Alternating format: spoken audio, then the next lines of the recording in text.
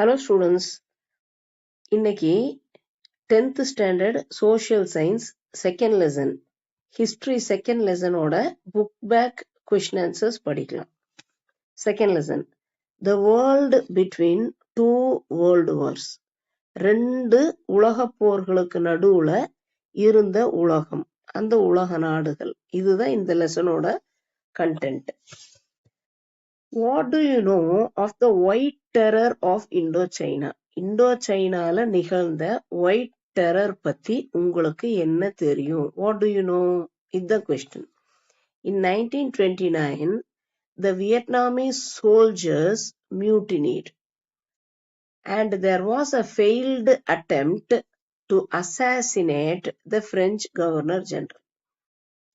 1929ல Vietnamese soldiers ஒரு mutiny, ஒரு கலவரம், ஒரு கலகம் பண்றாங்க, ஒரு எதிர்த்து ஒரு கலகம் பண்றாங்க. அப்போ அவங்க பிரெஞ்சு கவர்னர் ஜெனரலை கொலை செய்யணும், கொல்லணும் அப்படின்னு திட்டம் தீட்டுறாங்க. அந்த திட்டம் ஃபெயிலியர் ஆயிடுது. there was a failed attempt பண்ணாங்க, முயற்சி பண்ணினாங்க. ஆனா அவங்களால திட்டம் போட்டபடி கொல்ல முடியல. அசாசினேட் அப்படின்னா ஒரு கொலை, ஒரு அரசியல் கொலைக்கு பேரு அசாசினேட்னு அர்த்தம். இப்ப பக்கத்து வீட்டுக்காரங்களோ யாரோ தெரிஞ்சவங்கள கொன்னோம்னா அது வெறும் கொலை, மர்டர். அரசியல் காரணத்துக்காக எந்த ஒரு பர்சனல் வெஞ்சன்ஸும் இல்லாம ஒரு கொலை செஞ்சாங்கன்னா அது அசாசினேட். அப்ப பிரெஞ்சு கவர்னர் ஜெனரலை கொல்லணும்னு முயற்சி பண்ணும்போது அது அவங்கனால கொல்ல முடியல. அந்த அட்டெம்ப்ட் ஃபெயிலியர் ஆயிடுது. அவங்க ஒரு கலவரம் பண்றாங்க. This was followed by a large scale peasant revolt led by the communists. Communists ஏழை விவசாயிகளை, பெசன்ட்ஸ்னா விவசாயிகள், கூலி தொழிலாளிகள்னு சொல்லுவோம் இல்லைங்களா, அவங்க. அப்போ கம்யூனிஸ்ட் இந்த விவசாயிகளை ஒரு பெரிய ரிவோல்ட்டா பண்ண வைக்கிறாங்க. ரிவோல்ட்னா திருப்பி கலவரம், எதிர்ப்பு, போராட்டம். லார்ஜ் ஸ்கேல் அப்படின்னா நிறைய பேத்த கூட்டிட்டு போய் கலவரம் பண்றாங்க. ஆனா அந்த ரிவோல்ட் கிரஷ் பண்ணப்படுது, அடக்கி ஆளப்படுகிறது. The revolt was crushed. Thousands of rebels, அந்த எதிர்ப்பாளர்களை were killed, எல்லாத்தையுமே கொல்லப்படுறாங்க. ஆயிரக்கணக்கான போராட்டக்காரர்கள் கொல்லப்படுகிறார்கள். This event, இதுதான் ஒரு பயங்கரமான ஈவெண்ட் இல்லை, ஈவெண்ட்னா நிகழ்வு, is called as white terror. இந்த நிகழ்வு, இந்த கொடூரமான நிகழ்வுக்கு பேரு white terror. Second answer, what was the result of Mussolini's march on Rome? ரோம நோக்கி முசோலினி ஒரு மார்ச் ஃபாஸ்ட் பண்றார். நடந்து போவாங்க இல்லையா மிலிட்டரி பீப்புள்லாம், மார்ச். அப்போ ரோமை எதிர்த்து, ரோமோட ஆட்சி இல்லாட்டி ரோமோட மேலாண்மை எதிர்த்து முசோலினி ஒரு மார்ச் பண்றார். அதோட ரிசல்ட் என்ன? இதுதான் question. In October 1922 Mussolini organised, செயல்படுத்துறார் the fascist march on Rome. ஃபாசிசம்னா தேசியவாதம், எக்ஸ்ட்ரீமான தேசியவாதம். எங்க கண்ட்ரி தான் உயர்ந்தது, நாங்க தான் உயர்ந்தவங்க, எங்க கட்சி தான் உயர்ந்தது, எங்க கட்சி சொல்ற பேச்சதான் கேட்கணும் அப்படின்னு சொல்ற அதீத தீவிரமான அரசியல்வாதிகளுக்கு பேரு பாசிஸ்ட். அப்போ முசோலினி அவரோட கண்ட்ரி தான் பெருசு அப்படின்னு அதை ப்ரூவ் பண்றதுக்காக அதை செயல்படுத்துறார். எப்படி? அமைதியான வழியில மார்ச் மட்டும் பண்ணி அவரோட பவரை ரோமுக்கு காமிக்க உணர்த்துறதுக்கு முயற்சி பண்றார். Impressed by the show of force. பாத்தீங்களா, ஃபோர்ஸ்னா எதிர்க்கிறாரு, ஆனா அது அமைதியான வழியில அவரோட பவரை மார்ச் பண்ணி காமிக்கிறார். இவ்வளோ பேர் எங்க கிட்ட இருக்காங்க, இவ்வளோ தைரியமான இருக்காங்க, என்கிட்ட இவ்வளோ பெரிய படம் இருக்கு, எங்களுக்கு திறமை இருக்கு அப்படிங்கிற ஃபோர்ஸா அவரோட இதை காமிக்கிறார். அப்ப அதனால இம்ப்ரெஸ் பண்ணப்பட்டு, அதனால ஈர்க்கப்பட்ட ராஜா முசோலினிய கவர்மெண்ட் ஃபார்ம் பண்றதுக்கு அழைக்கிறார். நீயே நாட்டை ஆண்டுக்கோ, நீயே ராஜா ஆயிக்கோ, நீயே பிரசிடென்ட் ஆயிக்கோ அப்படின்னு அழைக்கிறார். இதுதான் முசோலினியோட மார்ச் ஆன் ரோமோட ரிசல்ட். இது second answer. Third one, how did Great Depression impact on agriculture, Indian agriculture? Great depression, டிப்ரெஷன்னால என்ன?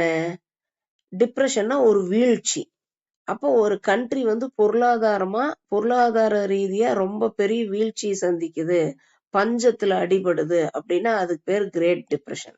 அப்ப உலகத்துல நடந்த கிரேட் டிப்ரெஷன்ல இந்தியாவோட விவசாயத்துறை எப்படி பாதிக்கப்பட்டுச்சு?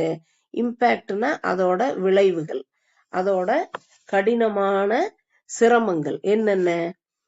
த great depression dealt death blow, மரண அடி அப்படிங்கிறாங்க இல்லையா? அப்ப இந்தியன் அக்ரிகல்ச்சருக்கு, இந்திய விவசாயத்துக்கு இந்த வீழ்ச்சி ஒரு மரண அடியை கொடுத்தது. And the indigenous manufacturing sector, இண்டிஜினியஸ்னா லோக்கல், டொமஸ்டிக் உள்நாட்டுக்குள்ள தயாரிக்கப்படுற மேனுஃபேக்சரிங் செக்டர் அதோட துறை, உற்பத்தி துறை, லோக்கல் டொமஸ்டிக் இந்தியாக்குள்ள இருக்கிற மேனுஃபேக்சரிங் செக்டர் எல்லாம் மிகவும் அடிபடுது. The value of farm produce, ஒரு ஃபார்ம்ல விளைவிக்கப்படுற பொருட்களோட வேல்யூ ஹாஃபா குறைஞ்சிருது. டிக்ளைன்டு அப்படின்னா குறையறது, சரியறது. அப்போ ஒரு லட்சம் ரூபாய்க்கு விளைச்சல் இருக்கு அப்படின்னா 50,000 ரூபாய்க்கு தான் விளைஞ்சிருக்கு. அதோட விளைச்சல் ஒண்ணு, ஆனா அதோட பெருமானம், பணம், அதோட மதிப்பு பாதியா குறைஞ்சிருக்கு. பட் த லேண்ட் ரெண்ட், அந்த இடத்தோட வாடகை, to be paid by the peasant, விவசாயினால கட்டக்கூடிய அந்த வாடகை ரிமைன்ட் அன்சேஞ்ச்டு. இப்ப வேல்யூ, விவசாயத்துல விளைந்தது விலை கம்மியா போனாலும் வாடகை, கொடுக்க வேண்டிய வாடகை ஒன்னாவே இருந்தது, அது குறையல, அன்சேஞ்ச்டா இருந்தது. In terms of prices of agricultural commodities, agriculture விவசாய பொருட்களோட விலையை பத்தி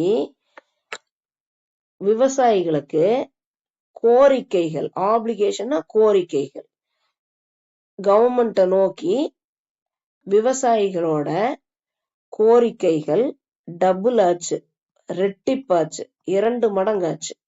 இதோட கிளியர் மீனிங் என்னன்னா, விளைச்சல் என்னென்ன விளையுதோ அதோட விலைகள் கம்மியானாங்காட்டி விவசாயிகள் கவர்மெண்ட் கிட்ட, ஸ்டேட்னா கவர்மெண்ட் கிட்ட வைக்க வேண்டிய கோரிக்கைகள் பல மடங்கு ஆச்சு.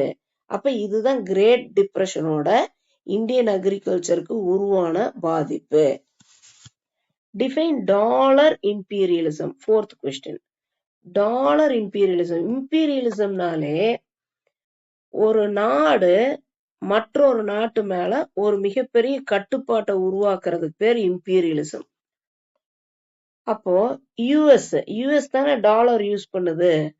யுஎஸ் இனி ஒரு நாட்டுக்கு பணம் கொடுத்து, பண ரீதியா உதவி செய்து, எக்கனாமிக் எய்டு உதவி செய்து அந்த நாட்டை தன் கட்டுப்பாட்டுக்குள்ள வச்சுக்கிறதுக்கு பேரு டாலர் இம்பீரியலிசம். அப்ப டாலர் இம்பீரியலிசம்னா என்ன அப்படின்னா எப்படி நம்ம எக்ஸ்பிளைன் பண்ணணும்னா, dollar imperialism is the term used to describe the policy of the USA in maintaining and dominating over distant lands through economic aid. Dollar imperialism is a term. இது ஒரு சொல்லாடல். இது எதுக்கு யூஸ் பண்றோம்? used to describe, explain பண்றதுக்கு. எதை explain பண்ண? the policy of USA ஓட பாலிசிய எக்ஸ்பிளைன் பண்றதுக்கு யூஸ் பண்ணப்படுது. அப்ப USA ஓட பாலிசி என்ன? in maintaining and dominating, ஒரு சின்ன கண்ட்ரி, வளரும் நாடு, ஏழை நாடுன்னு வச்சுக்கங்க, அந்த நாட்டுக்கு தன்னோட பணத்தை, டாலரை கொடுத்து அதை மெயின்டைன் பண்ணும். அப்புறம் டாமினேட் பண்ணும். டாமினேட்னா தெரியும் இல்லையா? அடக்கி ஆள்றது, டாமினேட் பண்றது. ஓவர் டிஸ்டன்ட் லேண்ட், தன் நாட்டுக்குட்பட்ட இடம் அல்லாத வேற தூரமான தேசங்கள், இடங்கள், அதுகளுக்கு எக்கனாமிக் எய்டு. எக்கானமின்னா என்ன? பணம். பொருளாதாரம்.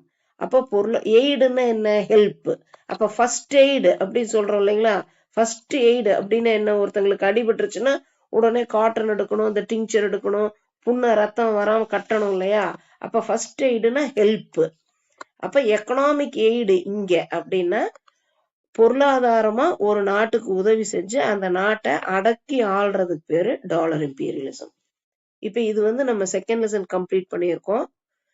தேர்ட் லெசன் நாளைக்கு உங்களுக்கு எக்ஸ்பிளனேஷன்ஸ் போஸ்ட் பண்றேன். நல்லா படிங்க. Best wishes.